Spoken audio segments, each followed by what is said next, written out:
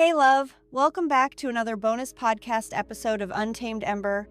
I'm Dr. Misty, and today we're getting brutally honest about something nobody warns you about in healing. You can know, logically, that someone is safe. You can list the evidence. They've never hurt you.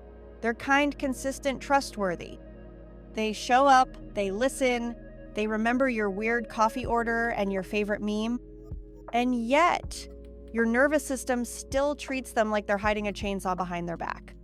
Why? Why does your body brace for impact when all they're offering is tenderness? Why do you find yourself getting anxious, sometimes even panicked, when someone finally shows up with the kind of love you've always said you wanted? If you're nodding along or clenching your jaw right now, let's just name it. You are not broken, and you're definitely not alone. This is the wild, frustrating, totally normal territory of trauma-informed neuroception. It's your body's ancient automatic safety scanner. Yes, the one that's been running on outdated code from past experiences, still hunting for old dangers even in new safe relationships. So today, we're diving deep into what happens when your logical brain says safe, but your body screams danger. We're going to talk about neuroception, trauma, and why the hell your nervous system is so much better at detecting threat than it is at relaxing into actual present-day safety. If healthy love makes you want to run, if kindness makes you squirm, or if you've ever found yourself sabotaging a good thing just because it feels too unfamiliar, then this episode is your permission slip to get curious, not ashamed. Ready to dismantle some old survival scripts and update your internal security system? Let's do it. So, let's break down this word, neuroception, without turning it into a neuroscience lecture that'll make your eyes glaze over. Neuroception is your body's behind-the-scenes safety scanner. It's not logical, it's not conscious. It's your nervous system's way of constantly asking, am I safe? Am I in danger? Do I need to run, freeze, or can I relax and let my guard down? And here's the kicker. Neuroception doesn't give a damn about your spreadsheets, your therapy notes, or your big adult brain making rational decisions. It runs on vibes, not facts. It scans the environment for patterns, such as tone of voice, body language, facial expressions, even tiny shifts in energy. It remembers old alarms, old wounds, and old chaos. And sometimes it can't tell the difference between then and now. So, you can know, with every rational cell in your brain, that your partner, your friend, or your therapist is safe.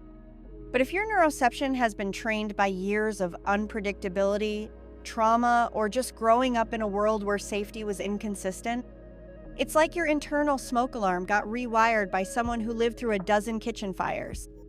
Now, every time you toast bread, the alarm goes off, even if there's no actual smoke. This is why you might find yourself bracing for criticism when someone offers kindness, or flinching at gentle touch, or feeling suspicious of anyone who's actually consistent. Your nervous system is not checking your logic. It's checking for familiar patterns, even if those patterns are completely out of date. So if you've ever been frustrated with yourself for overreacting, or you've tried to logic your way into feeling safe and it just doesn't work, congratulations, your nervous system is doing its job. It just needs a software update. And that's what we're here for. Let's talk about why this happens. Why your body might be pulling the fire alarm over burnt toast, not just once, but every damn time someone gets close. Trauma, whether it's big, obvious stuff or the slow drip of chronic stress, rewires your threat detection system. Think of it like this. If you grew up in a house where love was unpredictable, sometimes warm, sometimes weaponized, sometimes just gone, then your body learned that connection comes with a catch.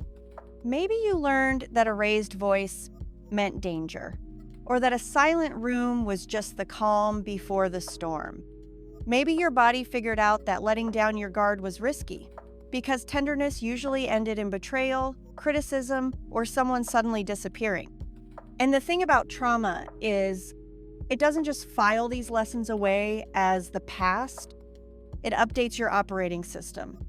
Your nervous system starts running on this unspoken involuntary rule. Better to stay braced and survive than to relax and get blindsided. So now, years later, even when you're finally with someone safe, someone who isn't playing those old games, your body still expects the other shoe to drop. Their kindness can make you anxious. Their patience can make you suspicious. Sometimes the softer they are, the more your system tenses up, as if to say, okay, but when is the twist coming? And here's what makes it extra frustrating. Your logical brain can yell, we're safe now, all at once. But your neuroception, that ancient automatic part of your nervous system, remembers what hurt, what betrayed you, what you had to survive. Polyvagal theory, which is just a fancy way of describing how our nervous system sorts safety from threat, explains this perfectly. When we're in that ventral vagal state, think social, connected, relaxed. We can trust, feel, and stay present. But if our system senses danger, real or not, it flips into fight, flight, or even shutdown. Muscles tense, heart races, or maybe you just check out completely. So when your body slams the brakes around someone who's genuinely safe, that's not you being dramatic, broken, or ungrateful. That's your nervous system doing exactly what it was trained to do, protect you even when the threat is ancient history. The good news? You can retrain it. But first, you have to stop blaming yourself for responding the way you do. Because it's not your fault your smoke alarm is loud. It's evidence that you survived. All right, let's talk about what it actually feels like when your nervous system is running those false alarms with people who don't deserve it. Because this isn't just an abstract science lesson. It's real life, and it shows up in all kinds of sneaky, sometimes humiliating ways. Maybe your partner reaches out to hold your hand, and before your brain can even process it, your body tenses up, your breath shortens, your mind goes on high alert. Or maybe someone you care about gives you a compliment, and instead of soaking it in, you feel yourself bracing for the punchline. Or you find yourself nitpicking, pushing people away, or starting little arguments just because calm feels so damn unfamiliar. It's wild how often safety feels threatening and chaos feels weirdly comfortable. That's not because you're addicted to drama. It's because your nervous system equates familiar with safe, even if familiar used to mean stress, criticism, or walking on eggshells. Let's be real. If you grew up with unpredictability, conflict, or a never-ending sense of waiting for the other shoe to drop, your body's threat detector got calibrated for chaos. So when someone actually shows up with consistency, kindness, or healthy boundaries, your system might whisper, uh-oh, this can't be real. Stay sharp. Don't get too comfortable. This is how you end up bracing for impact when all someone wants to do is love you. How you find yourself hypervigilant for signs of danger, even in the middle of a perfectly safe relationship. It can make you doubt yourself, or even sabotage good things before they have a chance to take root. But here's the truth. These false alarms aren't your fault, and they're not evidence you're doomed to repeat the past. They're just your nervous system asking, are we sure about this? Because last time, things got scary when we let our guard down. So the next time you feel yourself tense up or pull away from someone safe, pause for a second, notice it, name it. This is my body running an old script. It's a false alarm, not a prophecy. And I promise, noticing is the first step toward changing the pattern. Let's get even more honest for a second, because nobody really talks about this outside trauma therapy circles. Sometimes, kindness, stability, and peace are more uncomfortable than chaos, criticism, or conflict.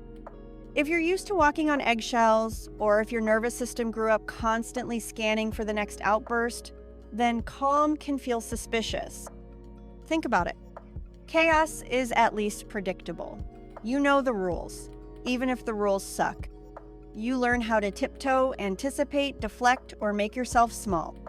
It becomes your nervous system's home turf. So what happens when someone offers you softness? Sometimes you can't even relax into it.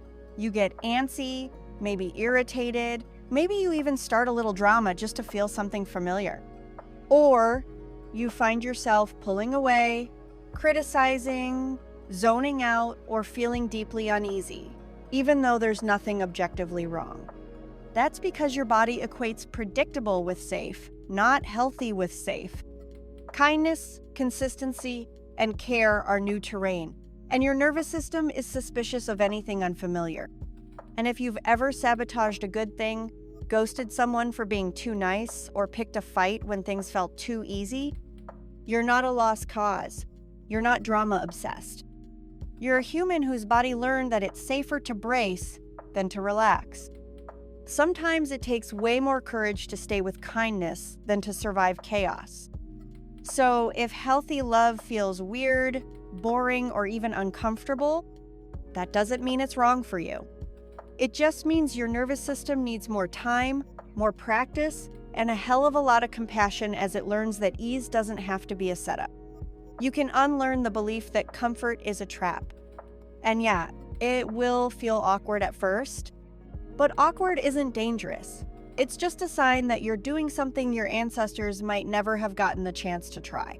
So let's talk about how you actually start changing this. You can't talk your nervous system into feeling safe. You have to show it over and over in tiny, lived moments. This isn't about forcing yourself to just relax or fake trust with someone who hasn't earned it. It's about gradually building up your body's internal proof that safety is possible and that kindness doesn't always end in chaos. Here are a few rebellious, gentle ways to start retraining your system. First, microdose safety. Don't try to meditate your way to calm or jump into big vulnerability all at once. Instead, notice one small moment. Maybe a hand on your own heart, a breath that feels a little softer, or a second of connection that doesn't make you flinch. Let yourself stay with that moment for just a breath longer than usual. That's it. Don't push, don't perform, just notice. Second, anchor yourself with your senses. Your nervous system responds to sensation before it responds to logic. Try grounding with something that feels genuinely soothing. This could be a soft blanket, deep pressure, the smell of your favorite tea, music that makes your whole body unclench. When your alarm bells go off, give your body a sensory yes to help cue safety. Third, name the false alarms. When you notice anxiety or tension rising with someone who's objectively safe, gently name it for what it is. This is my body remembering. This is old. I don't have to obey it, but I do need to respect it. Fourth, get curious with your parts. If you use IFS or parts work, invite the protective part of you to speak. Ask, what are you worried will happen if we actually let this in? What would help you feel 1% safer right now? You might be surprised by the answers. Fifth, try co-regulation. You don't have to do this alone. Let your nervous system borrow a little calm from someone else.